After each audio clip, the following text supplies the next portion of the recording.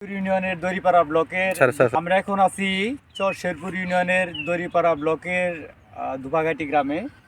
এখানে কৃষক পারভেজ কৃষক পারভেজ উনি 70% জমির মধ্যে একটা কলার বাগান করছেন এবং কলা বাগানের কলা গাছের চারার স্বাস্থ্য বেশ ভালো এবং সেই সাথে সাথী ফসল হিসাবে মিষ্টি কুমড়া করছে, যেটা মিষ্টি কুমড়ার ফলন অত্যন্ত চমৎকার। অনেক মিষ্টি কুমড়া ধরছে এখানে।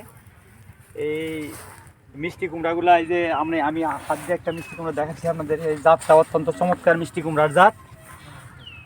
এই কৃষক আদর্শ কৃষক এবং পরিচর্যা অত্যন্ত ভালোভাবে পরিচর্যা করার কারণে কলার আবাদ যেমন সুন্দর হয়েছে, সেই সাথে মিষ্টি কুমড়ার আবাদ অত্যন্ত চমৎকার হয়েছে। আশা করা যায় যে চাষি কলা এবং সাথী ফসল হিসেবে মিষ্টি কুমড়া চাষ করে অত্যন্ত লাভবান হবে। এবং এই ব্লকের যে উপসহকারী কৃষি কর্মকর্তা শিহাবুন সাদেক, তার ওয়ার্কে আমি অত্যন্ত যে এত সুন্দর কাজ করছেন এবং উদ্বুদ্ধকরণের মাধ্যমে এত ভালো একটা বাগানের চাষ করছে, যে কৃষক দুইটা ফসল একত্রে পায়, সেটা অত্যন্ত আর্থিকভাবে লাভবান হইতেছে এবং এটা একটা ভালো সফল উদ্যোগ।